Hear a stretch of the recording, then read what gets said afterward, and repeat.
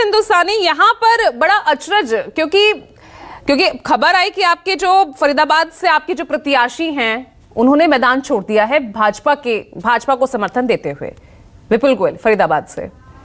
तो यहाँ पे तो कंफ्यूजन ही आप पैदा हो रहे हैं कि भाई कौन किसके साथ कौन किसके खिलाफ खड़ा है। पूजा जी नमस्कार, साथी प्रवक्ताओं को भी नमस्कार।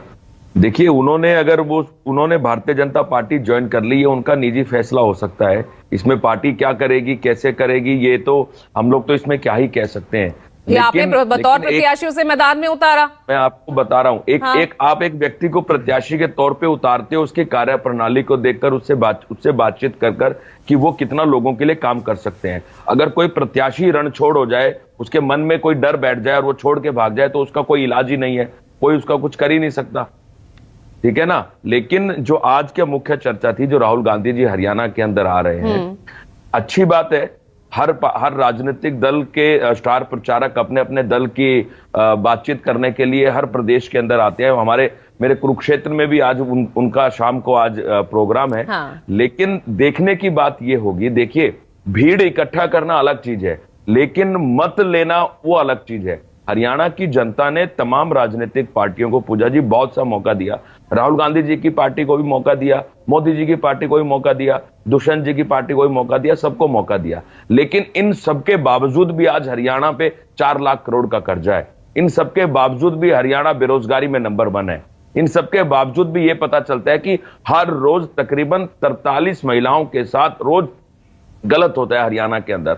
तो आज हरियाणा इस कगार पे आके खड़ा हो गया है कि हरियाणा भले ही इन बड़े बड़े नेताओं की बात को सुनने चला जाए, लेकिन जब वो मत पेटी में अपना मत डालने जाएगा तो वो हरियाणा के बदलाव के लिए मत डालने जाएगा।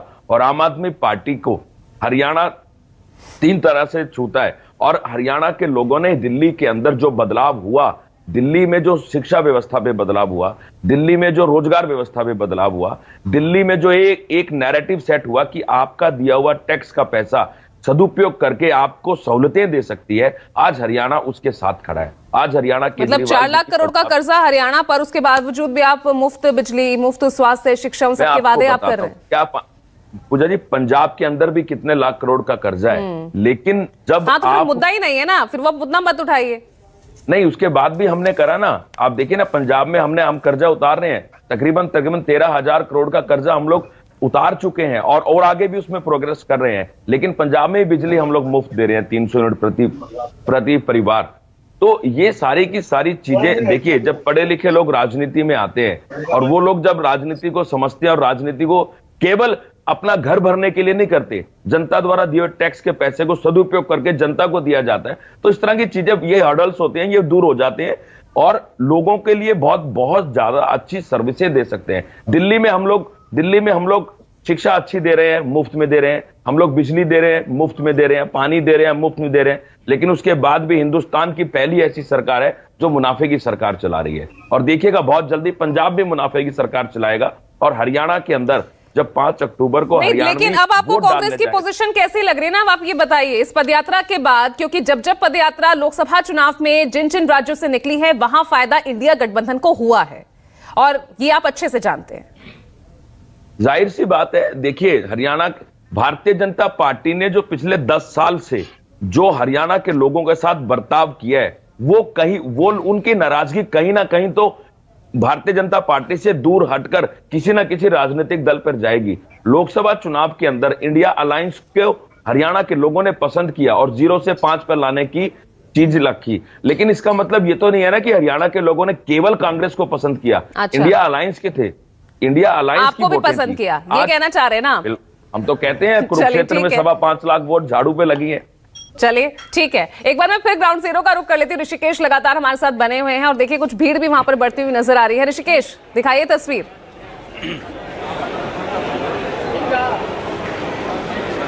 पूजा जी, देखिए, एक फिर मैं तस्वीर दिखा रहा हूँ कि देखिए विजय संकल्प रैली की तस्वीर है यहाँ पे और लोगों के आने का सिलसिला शुरू हो गया है। जो बार बार कहा जा रहा था कि राहुल गांधी के आने से वोट कमता है, ये एक परसेप्शन था। भाई साहब, आप लोग कहाँ से? भूखड़ी थे जी। ये बताइए, राहुल गांधी से वोट बढ़ेगा कि कमेगा आप लोगों का? बढ़ेगा जी। हाँ, बढ़ेगा जी। बताइए भाई साहब, आप लोग? बढ़ेगा जी, वोट। हाँ, बढ़ेगा। बढ़ेगा जी, वोट तो पहले ही बहुत ज्यादा और बढ़ेगा जी। एक तरफा सैली की पद यात्रा एक तरफा सैली चौधरी जीत रही है जी यहाँ से। 35 से 40,000 वोट से जी। कोई मुकाबले में नहीं है जी आज की डेट में। और बगल में ये भाई साहब, आप लोग कहाँ से हैं सर? नूरजापुर से।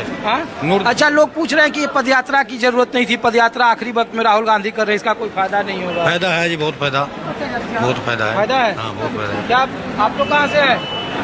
बताइए, इस यात्रा से कितना फायदा है कांग्रेस को? आसपास की सीटों में बगल में नायब सिंह सैनी मुख्यमंत्री हैं बीजेपी से।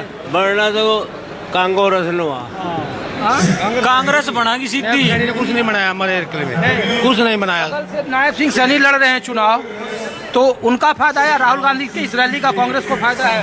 कांग्रेस का फायदा, कांग्रेस का। आप बताओ भाई साहब, कहाँ से आप लोग? वासलपुर से। राहुल गांधी की रैली से फायदा है ये पद यात्रा करने से? बिल्कुल फायदा है, इसी का फायदा मिल रहा है कांग्रेस को। जो हरियाणा में इतनी लहर है, इसी का फायदा है कांग्रेस को। और ये देखिए इधर तस्वीर, आप लोग कहाँ से हैं सर?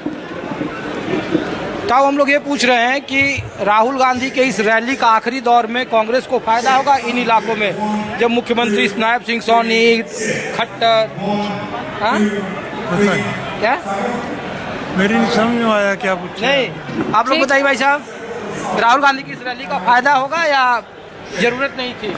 चलिए ठीक है ऋषिकेश, हिंदुस्तान का नेता है, ठीक है, फायदा होगा उनका आने का। हरियाणा के नेता तो बीजेपी कर रहे हैं कि नायब सिंह सैनी है, मनोहर लाल खट्टर है। नायब चलिए ये अंतिम दिनों में ये यात्रा कितना बड़ा खेल करेगी ये तो देखना ही होगा। लेकिन सिद्धार्थ, अब यहाँ पर क्योंकि मुद्दे आप लगातार उठा रहे हैं, पर्ची खर्ची का मामला उठा रहे हैं, कांग्रेस के अंदर गुटबाजी का आप मामला जरूर यहां पर उठा रहे हैं, लेकिन उन सबको दरकिनार कर उन सभी के खिलाफ एक स्ट्रांग मैसेज देने के लिए ये अंतिम ये तुरुप का इक्का यहां से छेड़ा गया है। देखिए पूजा जी, बार बार कहा जा रहा है कि जहां जहां राहुल जी जाते हैं और अपनी यात्रा को निकालते हैं, वहां वहां पर कांग्रेस पार्टी मजबूत होती है। उनकी यात्रा जो निकली थी वो लोकसभा चुनावों से पहले निकली थी। 13 राज्य ऐसे थे लोकसभा चुनाव में जहां कांग्रेस पार्टी को 0 सीटें आई, एक भी सीट नहीं जीत करके आए। उत्तर भारत के तो इतने राज्य हैं जहां पर भारतीय जनता पार्टी ने क्लीन स्वीप किया। तो मैं पहले तो इस तर्क से ही सहमत नहीं हूं। यात्रा निकालने से किसी भी दल को फायदा मिलता है और उनको निकालना चाहिए। लोकतांत्रिक देश है, मैं फिर से दोहराता हूं, कांग्रेस पार्टी को पूरा अधिकार है, उनके नेताओं को जाना चाहिए, जनता के बीच में जाना चाहिए। लेकिन कांग्रेस को फायदा मिला, इससे भी आप इनकार नहीं कर सकते ना। खुद राहुल गांधी की छवि वो और ज्यादा मजबूत और सशक्त हुई है। देखिए पूजा जी, मैं पूरी सहमति तो इस बात से नहीं दर्ज करवा सकता, क्योंकि अगर इससे उनको फायदा मिलता होता तो फिर वो इल्हान उमर के साथ बंद कमरे में वो गुफ्तगू ना करते। अगर उनको फायदा मिलता होता, मैच्योरिटी मिलती होती, तो जब एक आतंकी जो भारत में प्लेन उड़ाने की बात करता है, उनका समर्थन में पत्र लिख देता है, तो वो उस पर कुछ तो टिप्पणी करते हैं। तो वो कितने मैच्योर हुए या कितना फायदा हुआ, मैं उससे चलिए तो अपना नुकसान वो उस पर ही मान जाइए। यूपी में आप हाफ हो गए, हरियाणा में आप हाफ हो गए। मैं दो बात बस कहना चाहता हूं। देखिए यूपी में 42% वोट हमको मिला, 33% समाजवादी पार्टी को मिला। कांग्रेस को तो कितना मिला वो तो चलिए छोड़ दीजिए, पर मैं दो बात हरियाणा के विषय में कहना चाहता हूं पूजा जी। देखिए हरियाणा की जनता को एक ऐसी सरकार चाहिए जो हरियाणा की प्रगति की राह को छोड़े नहीं। हरियाणा ने देखा है झूठे वादों का मॉडल, हिमाचल में तनख्वाह नहीं दे पा रहे हैं, कर्नाटक के अंदर हर चीज का दाम बढ़ा दिया गया है, तेलंगाना के अंदर क्या आर्थिक व्यवस्था का हाल हो चुका है। और लेकिन फिर एंटी इनकम्बेंसी, पहलवान, किसान, इन मुद्दों से आप कैसे, आपके तमाम नेता तो उनके खिलाफ बयान दे रहे हैं भाई, इनसे कैसे आप लड़ेंगे, इसकी काट कैसे निकालेंगे? पूजा जी हमें लड़ने की आवश्यकता ही नहीं। प्रदेश का किसान हमारे साथ खड़ा है, क्योंकि सभी 24 फसलों पर एमएसपी दे रही है भारतीय जनता पार्टी। ये तो मैनिफेस्टो में भी नहीं लिख पाए, हमने देने का काम किया। प्रदेश का किसान हमारे साथ खड़ा है क्योंकि 1,80,000 हेक्टेयर में पहली बार 10 साल में पानी पहुंच पाया। मैं दक्षिण हरियाणा से आता हूं खुद पूजा जी, पानी नहीं था क्षेत्रों में, खेतों में पानी नहीं पहुंचता था, और ये किसानी की बात करते हैं। साथ खड़ा है पहलवान, साथ खड़े हैं खिलाड़ी, क्योंकि खेल नरसिंहा बनाने का काम किसी ने किया तो भारतीय जनता पार्टी की सरकार ने किया। तो जिन लोगों ने पूजा जी जो तो 370 का समर्थन तो क्यों करते हैं, फिर 9.5 साल के मुख्यमंत्री को आपको बदलना पड़ गया? अगर इतना सब कुछ किया था, उन 9.5 साल की उपलब्धियां आप नहीं गिनाते हैं, आप 56 दिन के मुख्यमंत्री की उपलब्धियां आप गिनाते नजर आते हैं। 9.5 साल के मुख्यमंत्री आपके मंच से, आपके पोस्टर से गायब होते हैं। फिर ये सवाल खड़े होते हैं। अजय गुलिया जी, अंतिम 10 सेकंड ले रहा हूं, अंतिम 10 सेकंड लूंगा। मौका रख, मैं फिर आऊंगी सिद्धार्थ, फिर आऊंगी आपके पास। अजय जी देखिए पूजा जी, बात ये है कि ये कह रहे हैं 24 फसलें। मैं कहना चाहता हूं कितनी शर्म की बात है कि हरियाणा प्रदेश के अंदर 24 फसलों में नारियल, जो नारियल का पानी पीते हैं, उस फसल को भी एमएसपी के दायरे में ला करके इंक्लूड कर रखा है। मैं पूछना चाहता हूँ हरियाणा में कहाँ होता है नारियल? ये लोगों को बेवकूफ बनाने वाली बात है। कम से कम इस प्रकार की बात तो ना करें। यादव जी मुझे 14, मैं कह रहा हूं 14 से आगे 15वीं फसल गिन के बता दे जो हरियाणा प्रदेश के अंदर होती हो। 15वीं फसल गिन के बता दे, फिर 24 का देने का क्या मतलब है? आप झूठ बोल रहे हैं, इसका मतलब सरासर कहीं नारियल होता है। पूजा जी, ये यादव जी बैठे हैं कहीं इनके। पूजा जी कैसी बात हुई? नारियल अरे को कैसी छोड़ बात दीजिए, है? झूठ को छोड़ दीजिए, बाकियों पे दे रहे हैं, वो गलत कर रहे हैं क्या? अरे ठीक कर रहे, मैं कह रहा हूं, लेकिन अरे 15वीं तो मिल गया। अरे 15वीं तो बता दो। अरे 15वीं फसल हरियाणा में 14वीं से आगे 15वीं कौन सी होती है उसका नाम बता दो।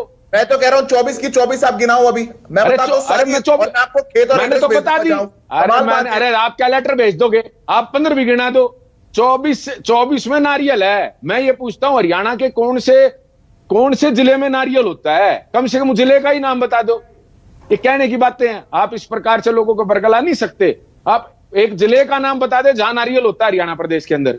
नहीं, आपको नारियल से अरे जिले का, अरे मेरे को आपको समस्या नहीं है। अरे भाई ये कोई आईक्यू टेस्ट नहीं हो रहा है अजय गुलिया साहब। मुद्दे हैं, उनकी तरफ से मुद्दे ये हैं। अगर वो नहीं है तो एमएसपी पर गारंटी वो बता दीजिए, फिर वो कौन दे रहा है? सिर्फ ये वादा ही तो किया जा रहा है ना। और पूरे देश में बता दीजिए जो एमएसपी इतनी हरियाणा में है। नहीं, आपके कह देने से काम नहीं चलेगा। आप मुझे एक राज्य के अंदर एक जिला बता दे। 14 से ऊपर 15वीं फसल हरियाणा प्रदेश के अंदर होती हो वो बता दे। ये बातें नहीं है। देखिए पूजा जी, यही तो सवाल जवाब इनसे करेंगे कि आप इस प्रकार के गलत वायदे भी क्यों कर रहे हैं? जो फसलें हरियाणा में होती नहीं, आप उन पे एमएसपी कैसे दे सकते हो? ये तो फैसला जनता करेगी ना तिलक राज। अब यहाँ पर मुद्दे तो तमाम उठा लिए गए हैं। अंतिम पड़ाव पर राहुल गांधी, प्रियंका गांधी, पूरी फौज राहुल एंड टीम की नजर आएगी, लेकिन इससे हवा कितनी बदलेगी, ये बड़ा सवाल है। Yes ma'am, Rahul ji simple living और हाई थिंकिंग में विश्वास करते हैं, इसीलिए वो ना दिलों पर राज करते हैं। वो मन की बात नहीं करते, वो रूबरू होकर बात करते हैं ताकि लोगों को जो परेशानी है वो आप खुद अटेंड कर सकें। इसलिए लोगों के दिलों पर राज करते हैं और उनका राज हमेशा रहेगा। और अब वो उनका जादू चल गया हरियाणा में, और मैं ये कहूंगा कि जो उनका जादू है ना वो कभी समाप्त नहीं होगा, क्योंकि ना कहते हैं ना शेरनी शिक्षा वो शेरनी का दूध है, जो पिएगा वो दाढ़ेगा। एक्चुअल में उन्होंने एजुकेशन का पावर दिखा दिया है, वरना अनपढ़ हम पर राज कर रहे थे। लेकिन तिलक राज जी, अब यहां पर इसी कॉन्फिडेंस पर तो सवाल उठा रही ना भाजपा। ये कॉन्फिडेंस तो आपने मध्य प्रदेश, छत्तीसगढ़, राजस्थान में भी दिखाया था। ऐसा है, जो हरियाणा प्रांत है यहाँ के लोग ना दिल से सुनते हैं। तो मैं ये कहूंगा राहुल जी हमारे दिल पे राज करते हैं, और मैं ये कहूंगा कि जो राज करते हैं तो आने वाला समय उन्हीं का ही राज होगा। ये मेरे को एक प्रकार का दूरदृष्टि रखता हूँ मैं, इसीलिए ये बात बोल रहा हूँ, दिल से बोल। मैं हरियाणा में रहता हूँ इसलिए हरियाणा का बात बोल सकता हूँ। और जो गुटबाजी अंतरकलह, हाँ जी, जो गुटबाजी अंतरकलह की जो खबरें, सीएम फेस कौन होगा, सभी की अपनी अपनी महत्वाकांक्षाएं हैं, कई दावेदार हैं। एक परिवार है, हमारा परिवार का नेता का इतना बढ़िया सोच है, तो परिवार के लोग मिले हुए दिखाई दे रहा है। अब आपको इस यात्रा में भी दिखाई दे जाएगा आपके साथ। हम लोग दिल से मिले हुए हैं, कोई दिमाग। रजत पंचेता जी, ये यात्रा, क्योंकि देखिए सीधे तौर पर वोट बैंक की राजनीति है, यहां पर जो विधानसभा यहां टारगेट की गई है सीधे तौर पर उसे बीजेपी का गढ़ कहा जाता है। और दूसरी तरफ क्योंकि अब यहां तो गैर जाट, नॉन जाट वर्सेस जाट, वो वाली राजनीति तो अब यहां होती नजर नहीं आती है। अब तो सोशल इंजीनियरिंग का फॉर्मूला आप सब अपनाते नजर आते हैं। देखिए, गढ़ किसी का नहीं होता राजनीति में। नारायणगढ़ में तो वैसे भी कांग्रेस की सिटिंग एमएलए है। और जहां तक ये राहुल जी की बात करें तो इनसे ये पूछिए कि इनको हटाया क्यों गया था प्रेसिडेंट की पोस्ट से। जब राहुल जी के हाथ में सारी कांग्रेस थी तो 10 साल क्यों भाजपा क्यों भाजपा को इतना ज्यादा भाजपा उभरी है? भाजपा उभरी राहुल जी की वजह से है। कभी ऑर्डिनेंस फाड़ दिया, चीजों का ज्ञान नहीं है, कभी विदेश में जाके आरक्षण खत्म करने की बात कर दी। ये एजुकेशन की बात करें, जब उनसे इंडिया अलायंस पूछा गया तो उन्होंने कहा it's not India alliance, it's India alliance. तो उन्होंने पूछा जी इंडिया अलायंस है तो what does a stand for? तो इंडिया के बाद ए ही आएगा, ए इज फॉर अलायंस। तो how it can be India alliance only, India alliance कैसे होएगा? लास्ट का ए तो वो भी वहीं की बात है, वॉशिंगटन में जहां पूछा गया था, जॉर्ज टाउन यूनिवर्सिटी के अंदर।